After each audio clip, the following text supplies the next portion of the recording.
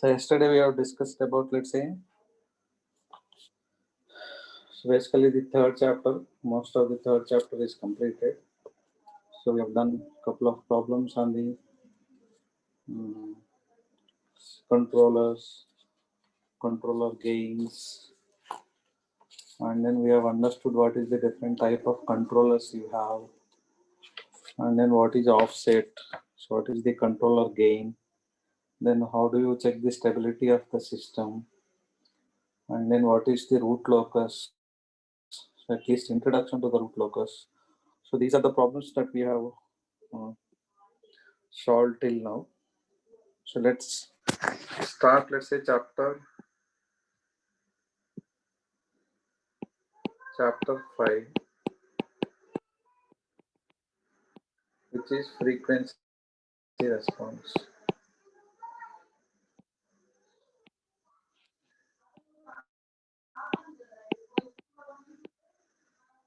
Frequency response. So we have one chapter we have left in between, so that we will cover later on.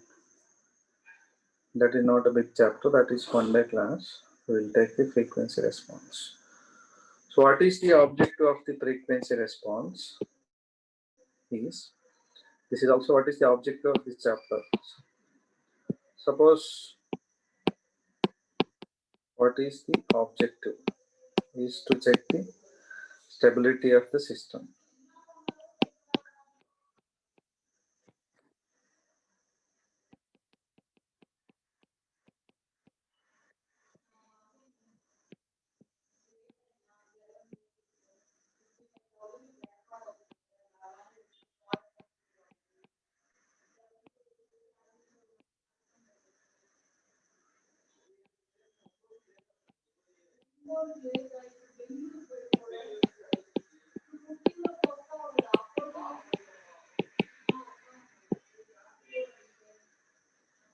Check the stability of the system.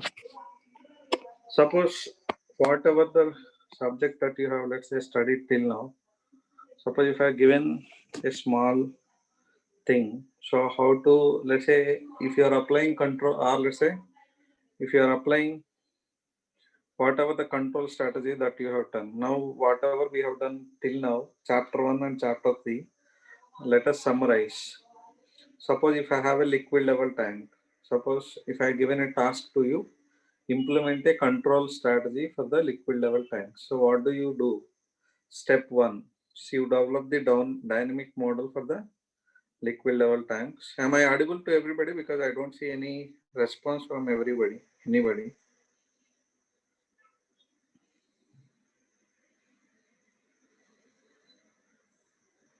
Okay, so good. Suppose I'm trying to summarize, let's say, till chapter 1 and chapter 3, because majorly we have completed as a whole whatever we as a control systems. Chapter 1 and chapter 3 is basically what is the subject, process, dynamics and control. So we have done dynamics part, we have done control parts. What is chapter 2?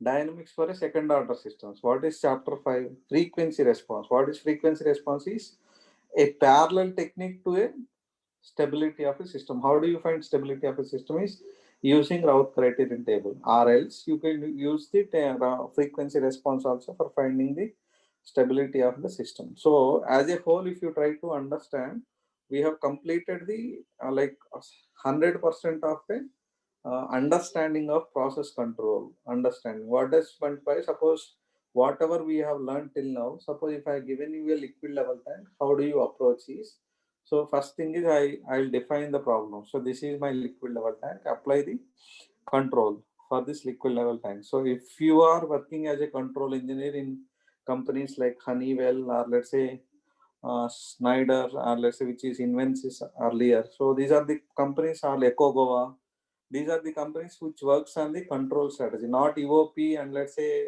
all these companies. EOP and all, let's say process companies. So control related companies are different. Clear? Suppose if you are working as a control engineer, what do you do is, first you understand the system, given system, let's say liquid level tank. So first, then you will develop the dynamic model for the liquid level tank. So how do you write the dynamic model?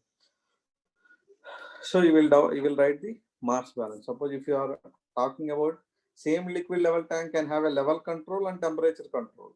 Suppose a liquid level tank, if your objective is to control the level, then you write a mass balance. If your objective is to control the temperature, then you will write a energy balance. So basically we'll write either mass balance or energy balance, depends upon whether you want to control the level or let's say temperature. Once you write the dynamic model, then you write the transfer function. Once you write the transfer function, then you will do multiple dynamic studies. That means you will do complete R&D of the system. Let's say if there is a step change in my level or let's say in my inlet, then what happens to the level? How level is building up? How fast is level is building up? So I think you have this kind of experiments in your UG lab as well. You take a simple liquid level tank and then you will fill it with the liquid level tank and you will just change the input, let's say by 1 meter cube per hour, and then you will see how the level is building up. So this is how the experiment is.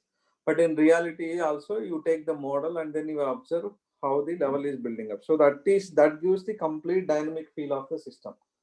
Suppose if the system is extremely slow, then you realize that it is a very slow system. If the system is extremely fast, then it is a very fast system. Then that once you develop the complete understanding of the dynamics, then you go to next one, control strategy. So how do you develop a control strategy? Do you want feedback or feed forward? So mostly it is a feedback controls, because there are so many negative points with respect to feed forward control that we will discuss in chapter 5.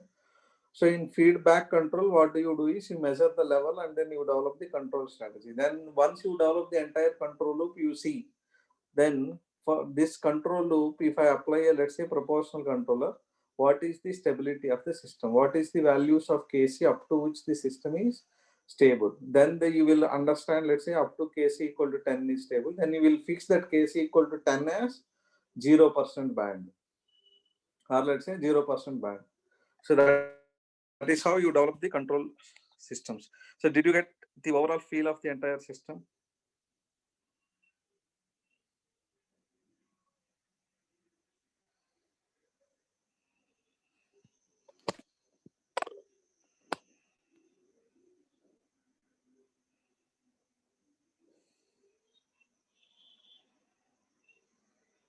Have you understood what is meant by a overall? But remember that there is very less jobs in the area of control.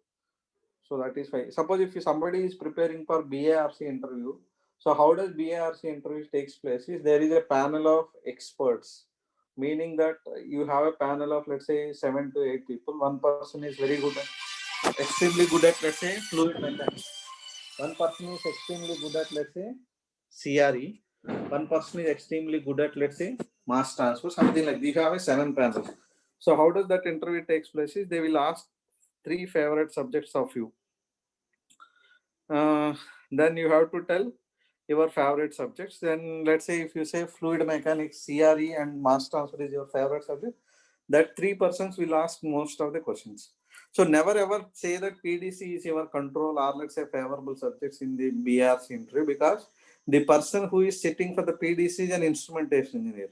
Whatever you read has one semester, one subject. There it is a 4 years, 4 multiplied by let's say 2 semesters, let's say 8 semesters multiplied by 6 subjects. So that means almost they study 40 to 45 subjects only to understand the instrumentation. That means even though you feel like, so what is our complete feeling is when you study the entire PDC, you will like most of the things. What happens is everybody like the PDC because it is a system which you can visualize. So why PDC is let's say little more interesting subject, because something like a temperature is increasing or let's say level is increasing. How to control the level? So you will increase the let's say step inputs. So all these fancy things are let's say easy to understand and easy to visualize. That is where I generally feel like most of the people will love PDC. And then you have a mass, complete mass. Those who love the mass, you will always love the PDC.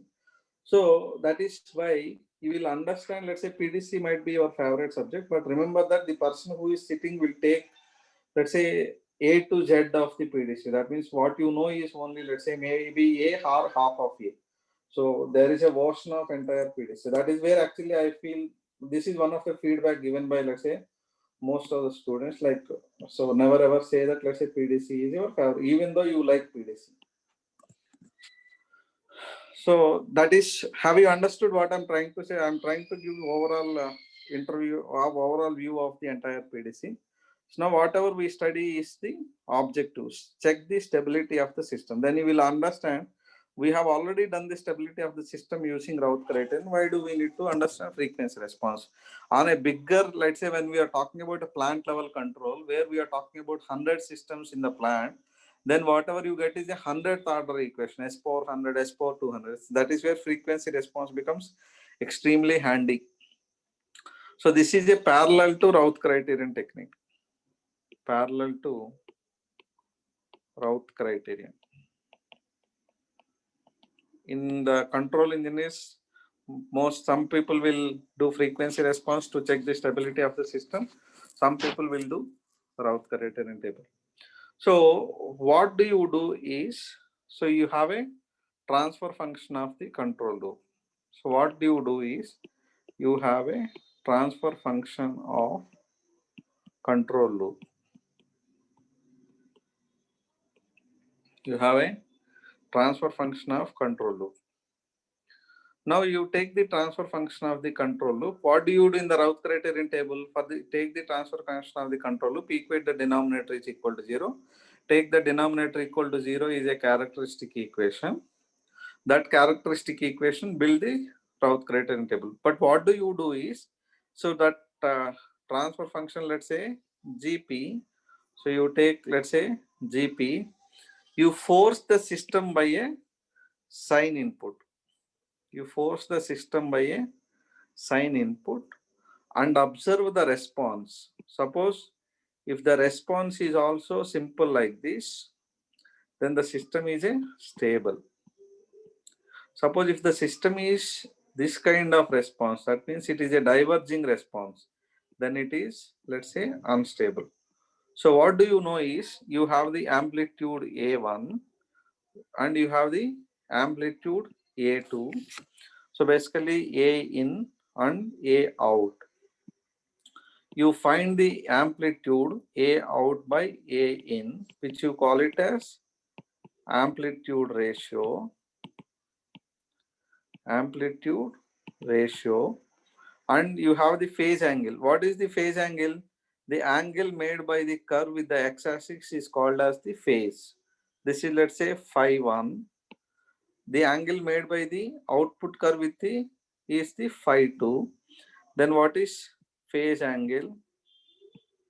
Then what is phase angle? Phi is equal to phi out minus phi in.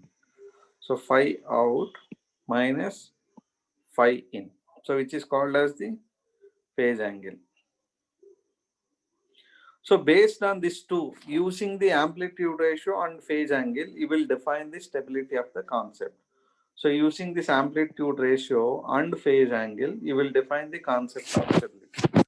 So what do you need to understand here is, for a system, if you want to define the stability, you need to understand what is its amplitude ratio and what is its phase angle. Then only you can define the stability of the system. How do you find amplitude ratio?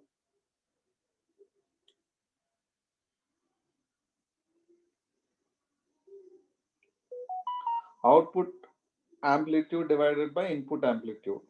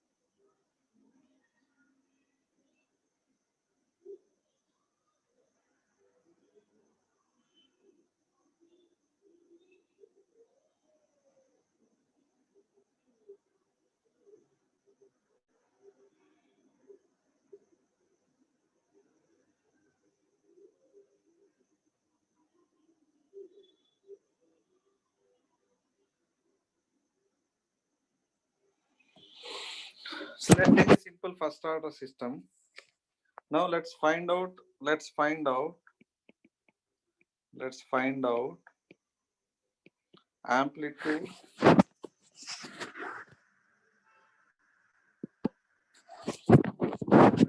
amplitude ratio and phase angle. Amplitude ratio and phase angle for the systems.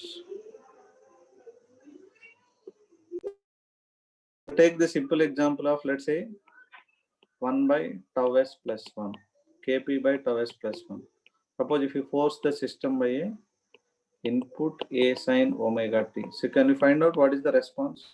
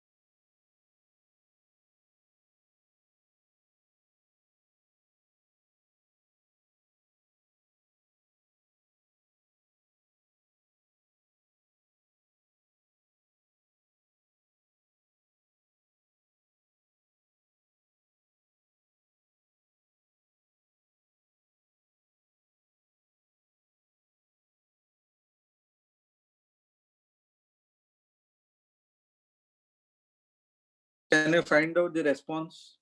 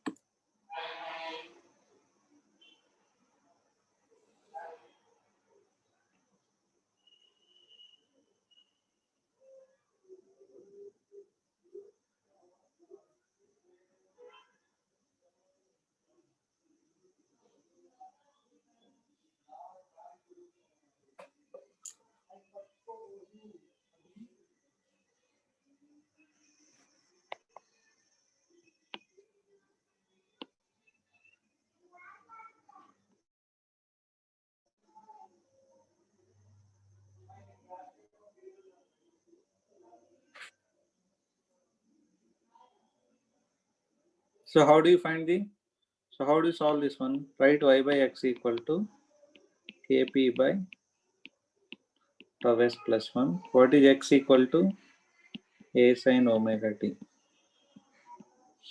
So what then? What is x of s?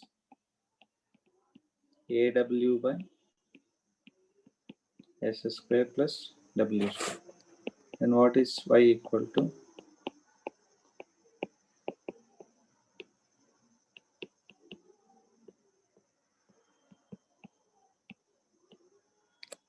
Clear? So you need to find the inverse Laplace transform.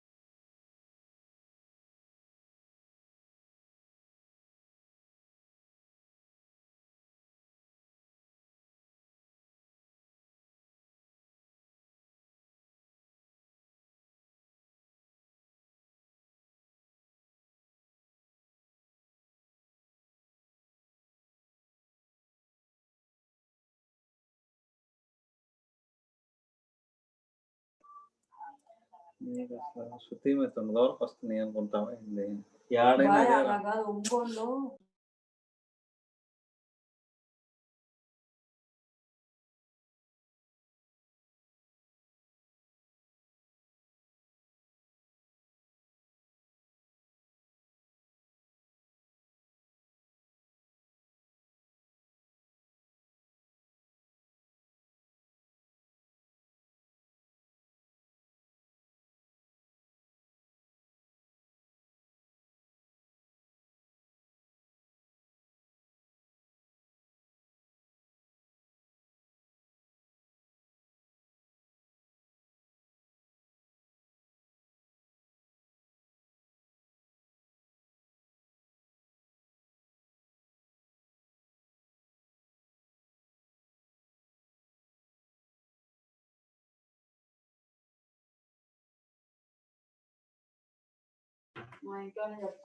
happen.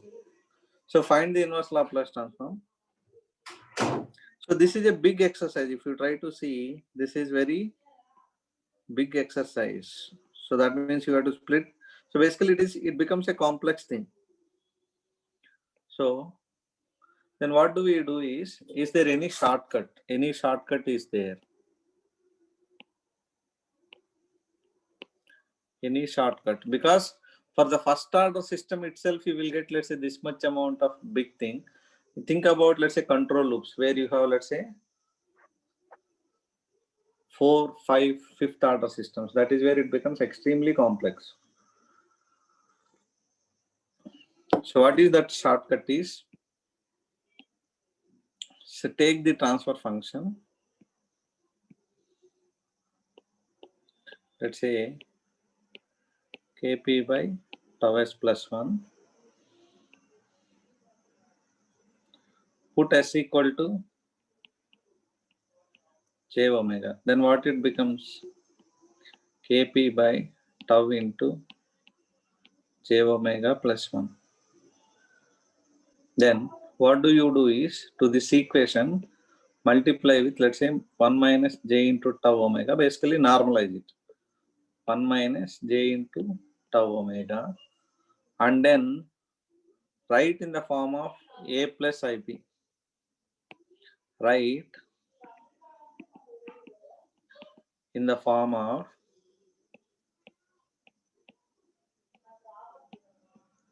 a plus ib and tell what is a and what is b.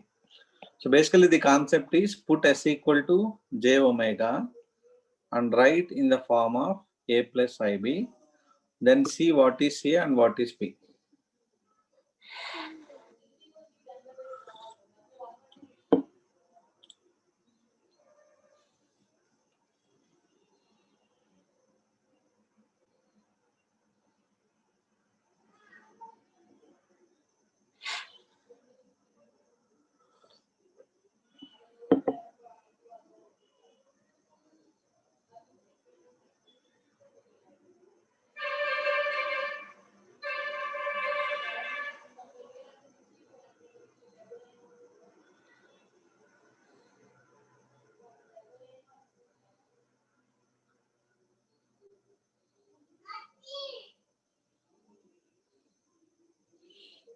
So what is a?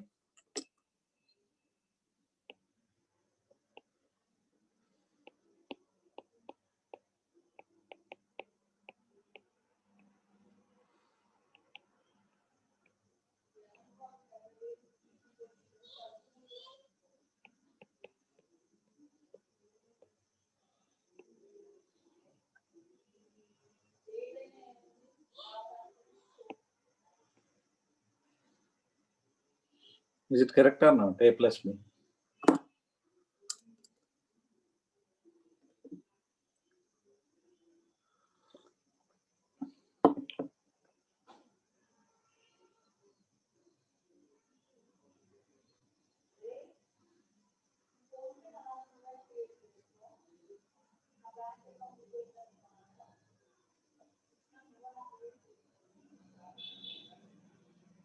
Yeah, for b also you should have, let's say, kb. So write in this form, then what is your amplitude ratio is root of a square plus b square. So if you do this one, then what do you get? Amplitude ratio is tau square.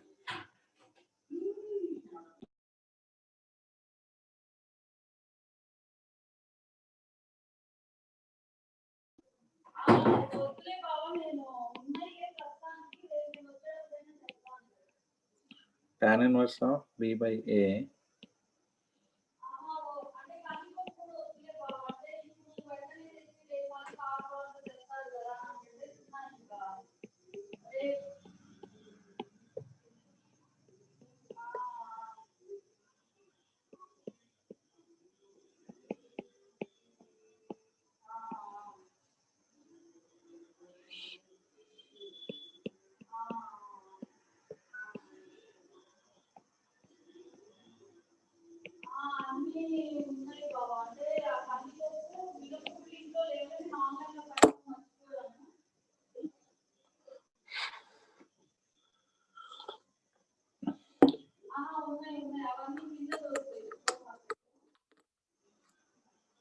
okay.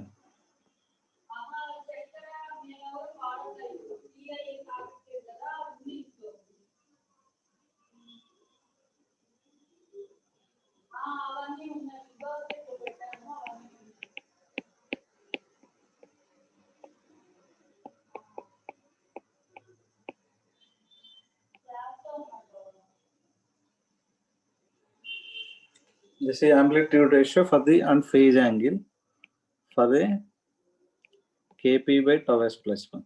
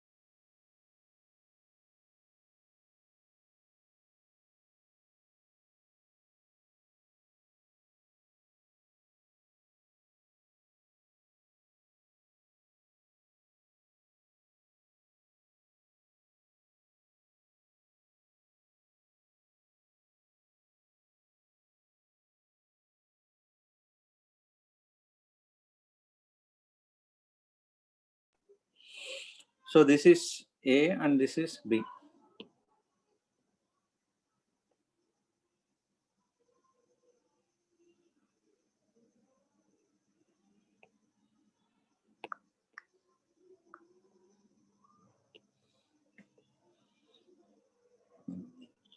So have you understood the concept of amplitude ratio and phase angle?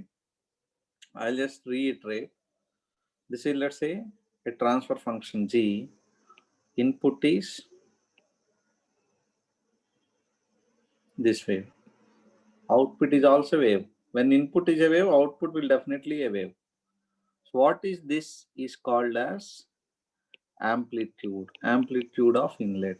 What this is called as amplitude of outlet. What do you call this angle is nothing but the phase in. What do you call this angle is nothing but the phase out.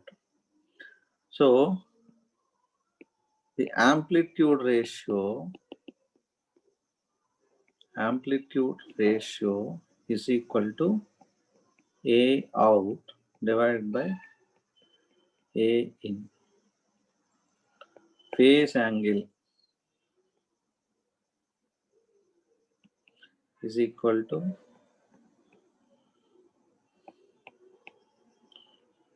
phase out minus phase in. This is what is the definition of amplitude ratio and phase angle.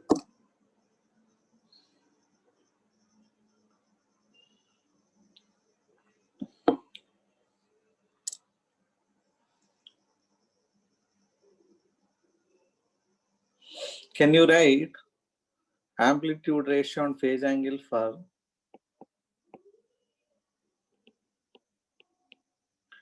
Kp into tau s plus 1, or let's say proportional controller?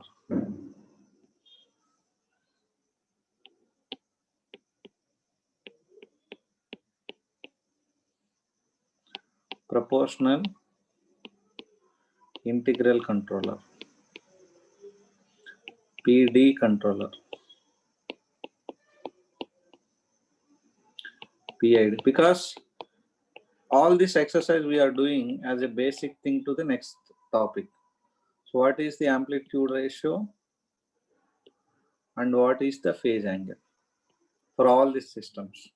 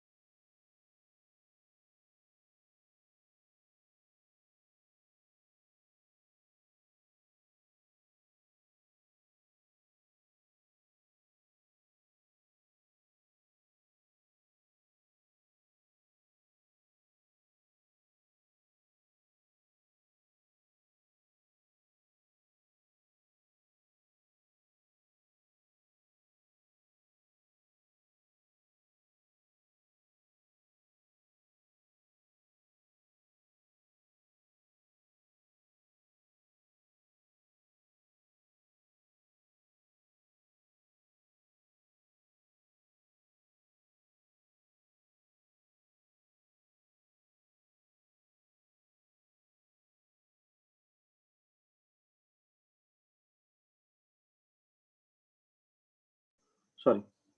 So what is the phase angle and amplitude ratio for Kp is Kp into this one. So tan inverse omega tau. So what is it for a proportional controller is Kc and 0. What is for proportional integral controller is Kc into 1 plus 1 by tau is.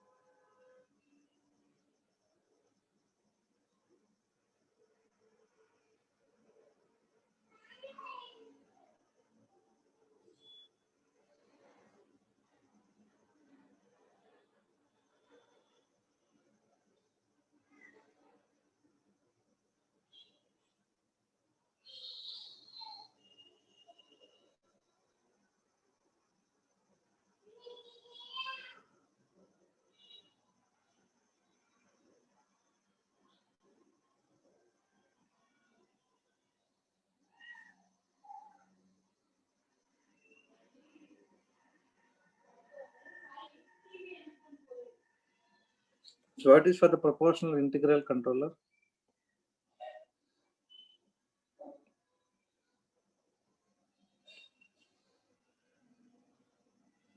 Kc into root of 1 plus tau I square omega square. Tan inverse of minus 1 by tau I omega.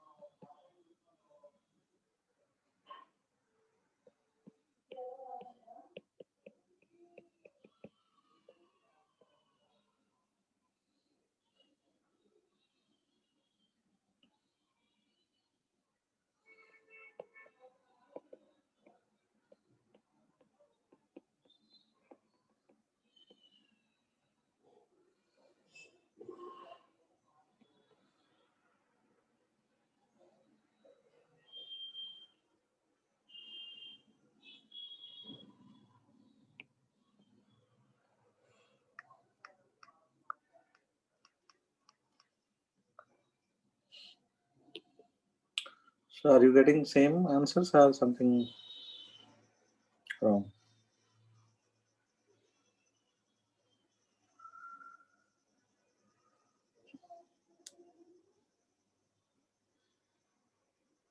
So this is how you do the.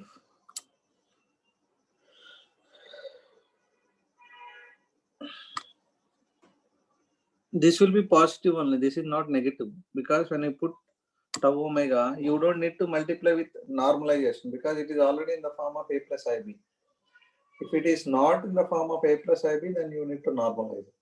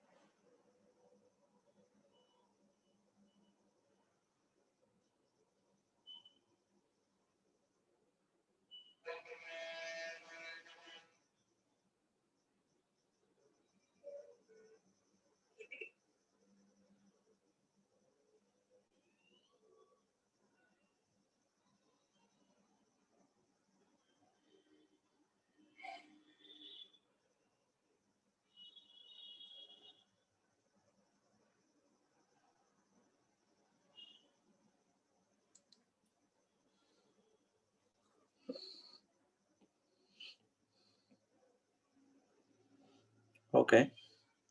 Then let's start next one, which is, so what will be the amplitude ratio and phase angle for two systems in series? If you connect two systems in series, then what will be the amplitude ratio and phase angle? Let's take system 1, 1 by tau 1 s plus 1, 1 by tau 2 s plus 1. Let's say this is x, this is y, this is z. So what is y by x amplitude ratio, you know, or let's say amplitude ratio of 1 by tau 1 s plus 1 is 1 by root of 1 by tau square omega square. What is phase angle of 1 by tau 1 s plus 1 is tan inverse minus omega tau 1. Similarly, what is amplitude ratio of 1 by tau 2 s plus 1 is 1 by root of tau 2 square omega square.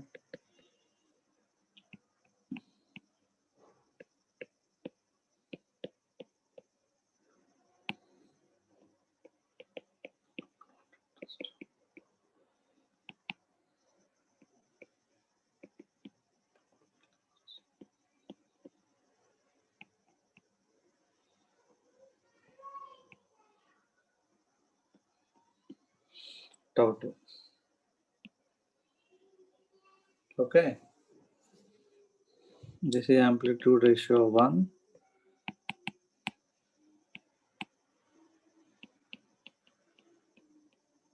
This is phase angle 1.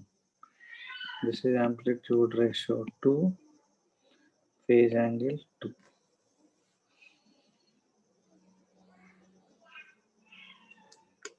Now when you combine together,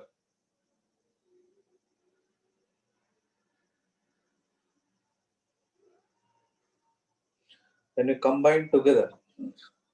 So what will be the amplitude ratio when you combine together z by x? What is the transfer function? 1 by tau 1 s plus 1 into 1 by tau 2 s plus 1. Because two systems in series, what is the overall transfer function? Is product of them. Clear? So what is the amplitude ratio? What is the amplitude ratio and phase angle for this one? How do you do? You follow the same rule. 1 by tau 1 s plus 1 into tau 2 s plus 1. Put s is equal to j omega. Put s equal to j omega. And then keep on deriving. What is my intention is, can you write this overall amplitude ratio as function of individuals? If you can derive some correlation between these two, you can use this correlation when you have a complex system. Suppose if I have a very complex system, let's say 1 by s power s plus 1 into s plus 2 into 2s plus 1, like this, like this, like this. So whatever the rule that you derive from this derivation, you can use it universally wherever it is required. Clear? So can you try to put s equal to j omega and see what will be the overall transfer function?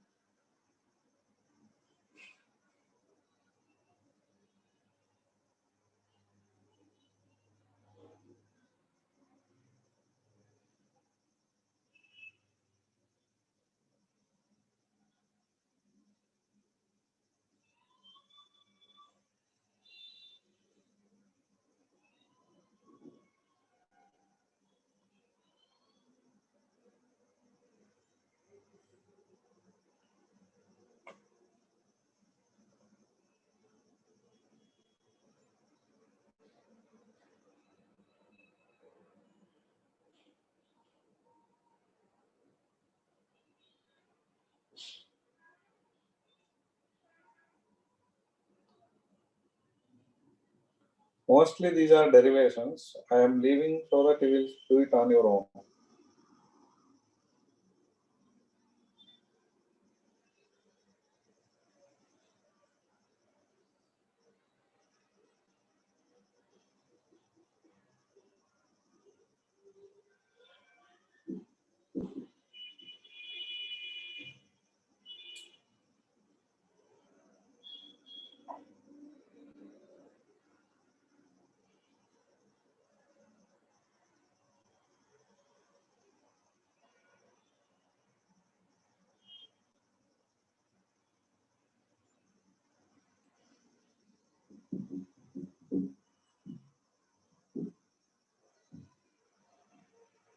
So you put s equal to j omega and translate into a plus ib form and do what is amplitude ratio and phase angle, and just see, can you write the overall amplitude ratio as a function of individuals?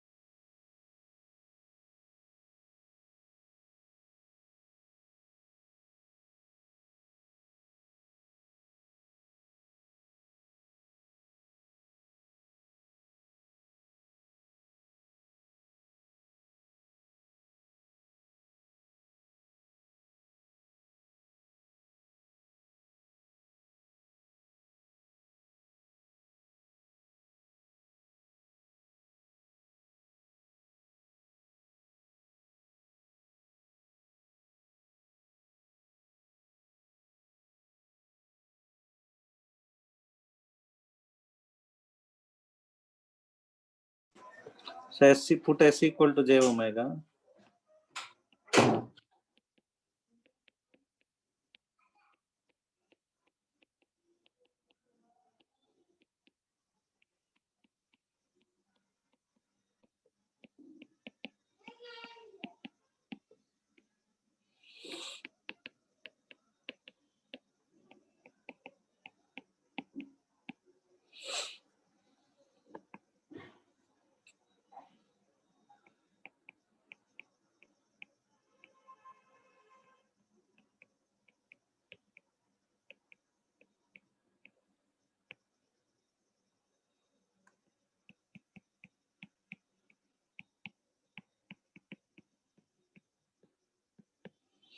So this is what is after putting S equal to J omega.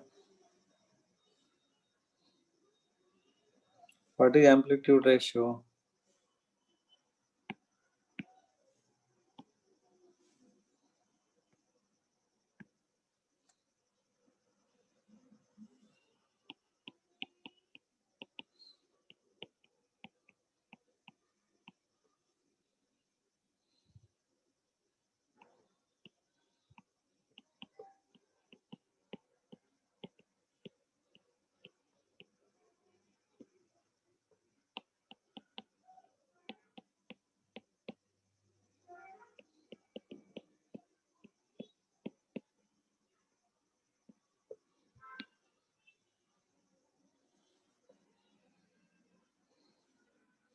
If we expand the numerator,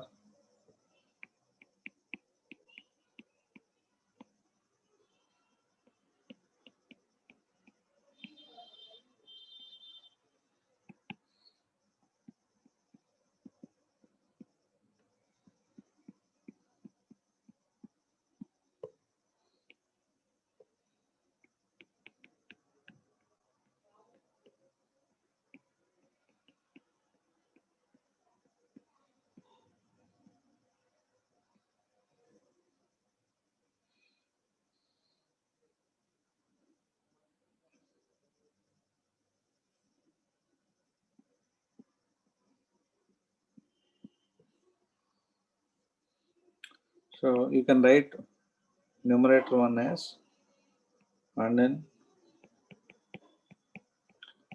omega square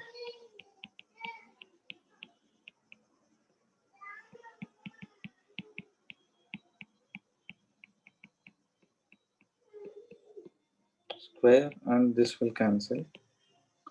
What you can write it as amplitude ratio 1 into amplitude ratio 2.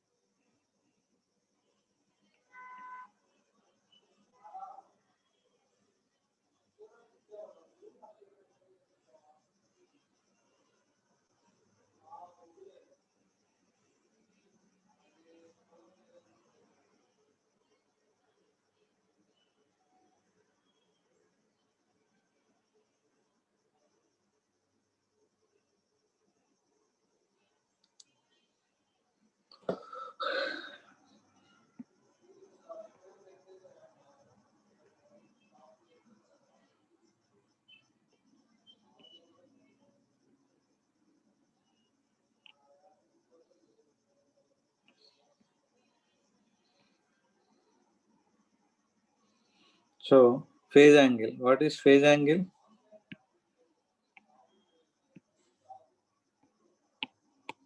Tan inverse of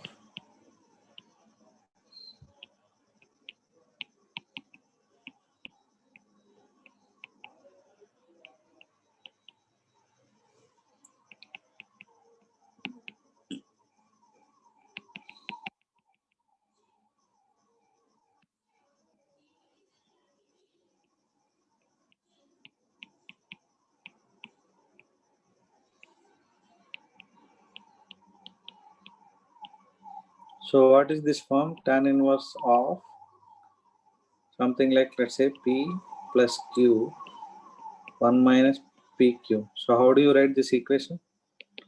Tan inverse of A plus P. So which is nothing but phase 1 plus phase 2. So the overall phase angle is sum of the individual phase angles, and amplitude ratio, overall amplitude ratio is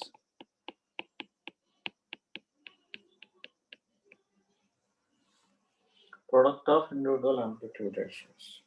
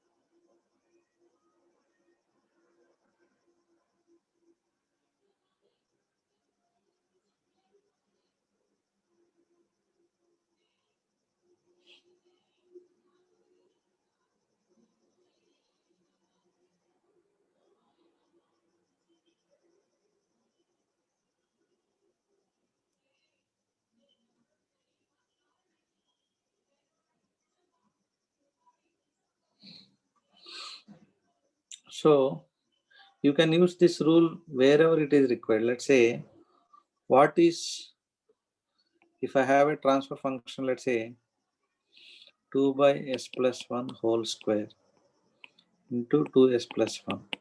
What is the amplitude ratio? What is the amplitude ratio? You can write it as amplitude ratio of 2 into amplitude ratio of 1 by s plus 1 into amplitude ratio of 1 by s plus 1 into amplitude ratio of 1 by 2s plus 1. So you can write this as 4 systems in series. This is nothing but 2 followed by 1 by s plus 1, 1 by s plus 1 followed by 1 by 2s plus 1. So what is amplitude ratio of 2? 2. What is amplitude ratio of 1 by s plus 1? 1 by root of, what is tau? 1. Omega square. Omega square. 1 by root of 1 plus 4 omega square. So this is what is overall amplitude ratio. What is phase angle? Phase angle of 2 plus phase angle of 1 by s plus 1 plus phase angle of 1 by s plus 1 plus phase angle of 1 by 2s plus 1. What is phase angle of 2? 0. Because there is no tan inverse b by a. What is b is 0, no? Plus tan inverse 0 tan inverse of minus w plus tan inverse of minus w plus tan inverse of minus 2w. So like this you can use. Suppose if you don't know this rule, then what you do? You put s equal to j omega, translate into a plus ib form. So that becomes a very big exercise. That becomes a big exercise.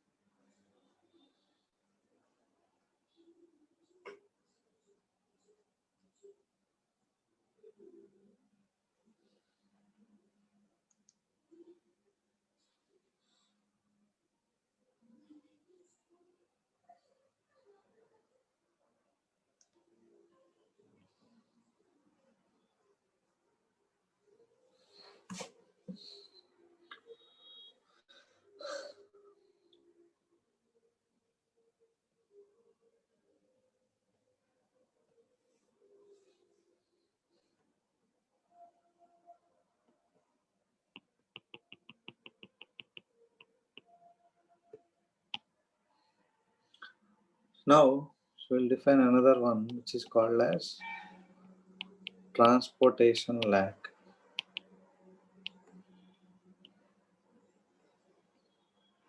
What is transportation lag? What is meant by transportation lag?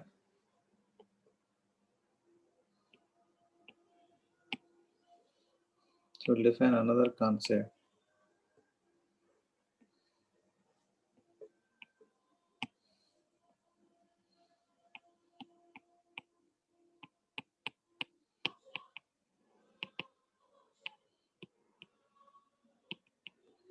Transportation lag. Suppose you take, let's say, liquid level tank, and then you have, let's say, valve here. So what you are measuring, you have the inlet valve also here. So if I want to model this tank, suppose if I have, let's say, what is the transfer function? So H by Q naught of S is equal to R by ARS plus 1. Suppose if there is a change in Q naught of S is equal to 1 by S, then what is capital H if you plot as a function of time, then you will get, let's say, this is how the height will change with respect to settles. It starts from 0 because I am plotting capital H, and then it may settle at, let's say, some R is equal to, let's say, 2. It is going to settle at a new height of deviation height of 2 meters. Now, if I do experiment, so I will do an experiment. What happens in my experiment is, until, let's say, 5 minutes, I don't see any change in the level. Later on, it follows the same path. Later on, it follows the same path. This is what is, let's say, my experiment. This is what is my model. Why you have a difference between model and experiments? Is what my question is.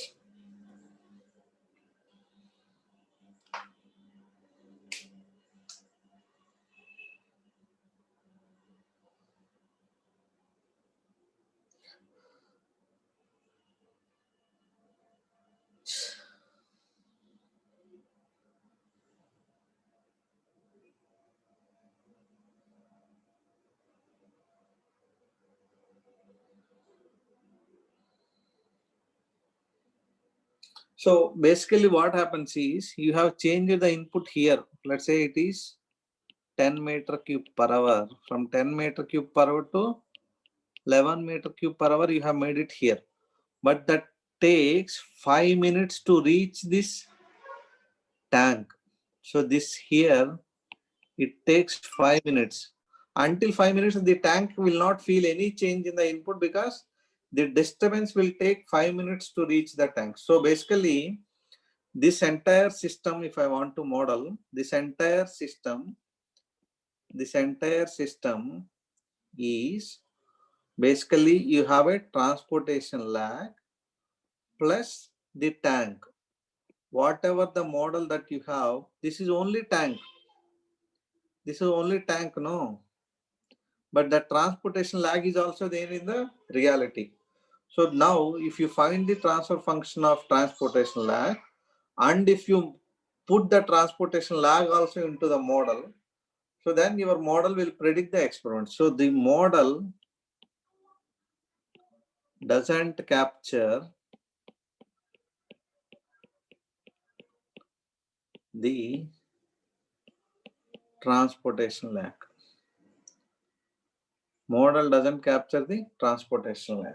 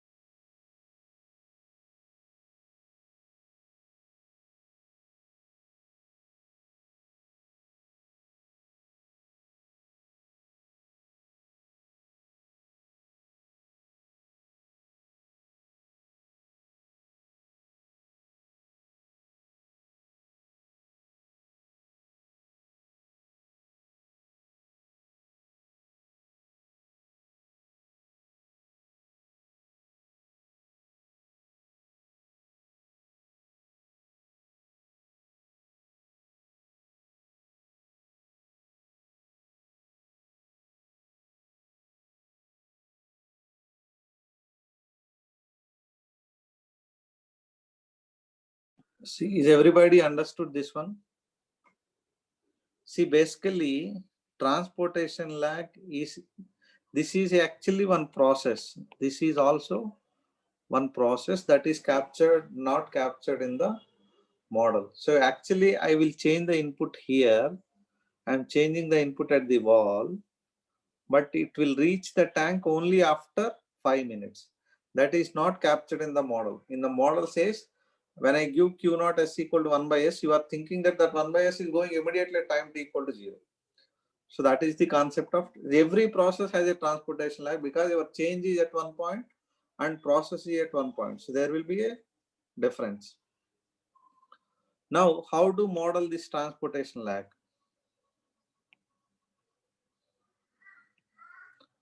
So this is my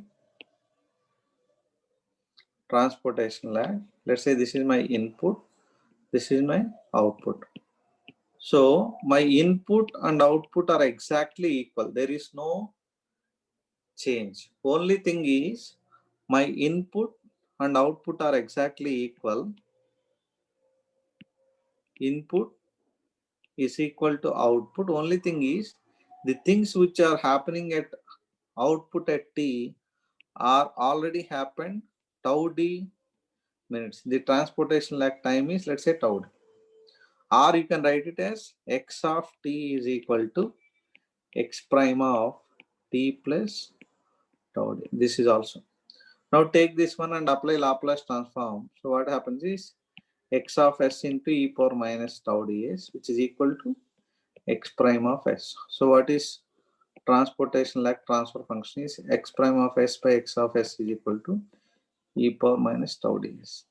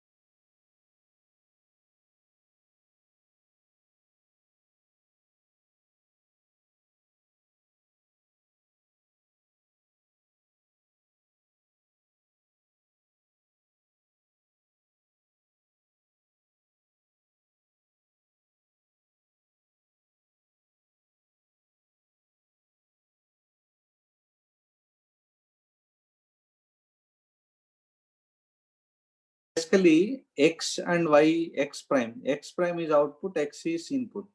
What is difference between x prime? So let's say at time with t equal to 0, you have given a change. So what happens is from time t equal to 0 till tau d, the changes will be like this.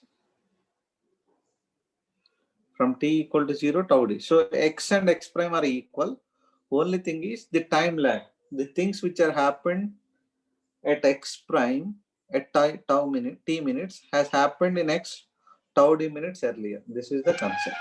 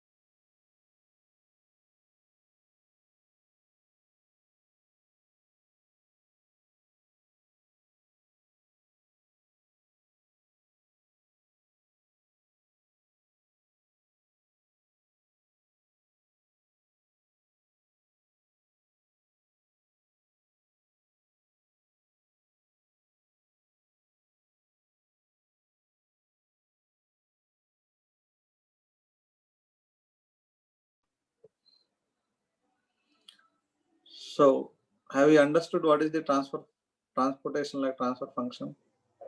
Yes, like PFR. It is similar to a PFR.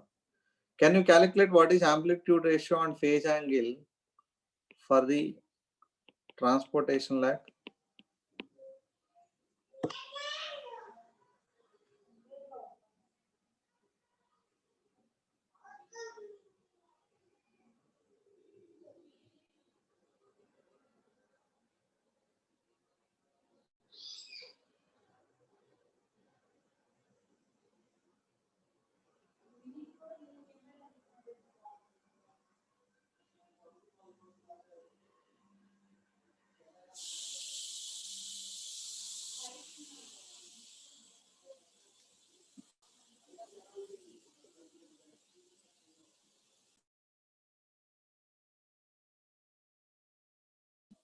Amplitude ratio is 1. What is phase angle?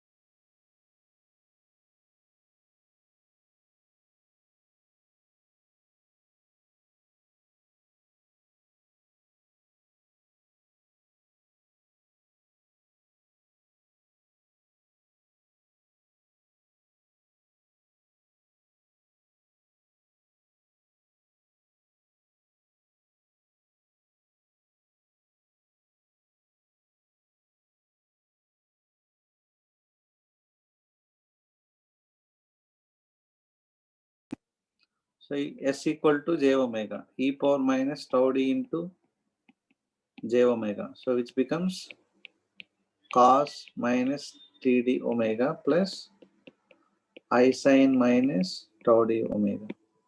This is my A, this is my B. So what is AR is root of A square plus B square, which is 1. What is phi? Tan inverse B by A, tan inverse of tan of minus tau d omega, which is, you can write minus tau d omega, which is in radians, or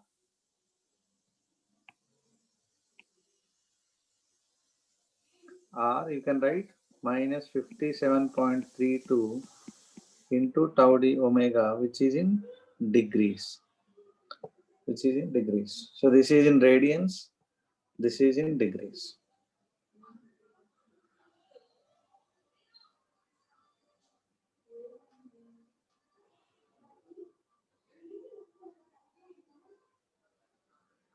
I think we'll stop here. So we'll take the doubts.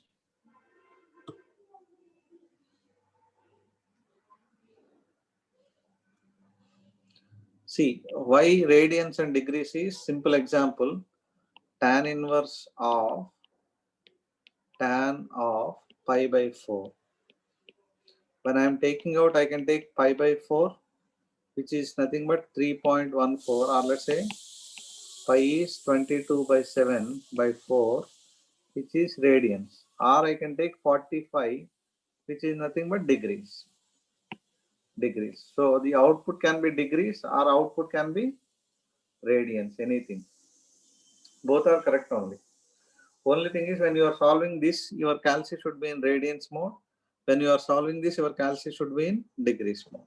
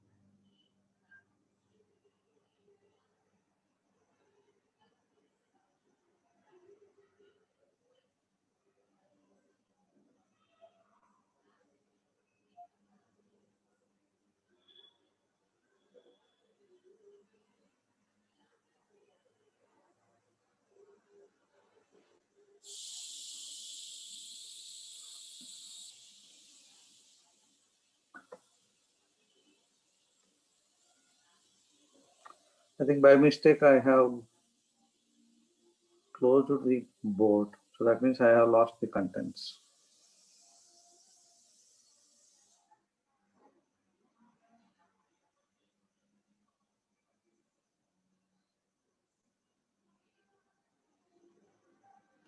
Frequency response, I think, how do you define the stability using open loop transfer function, that I will teach later. But first we learn how to write the amplitude ratio and phase angles, correct?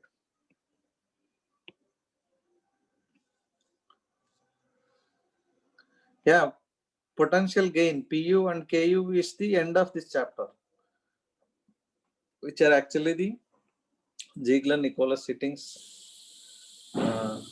inputs. Derivation was for time lag, correct? The derivation is for the time lag.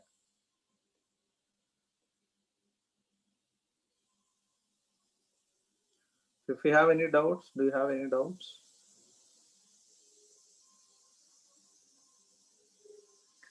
Okay, Al, thank you.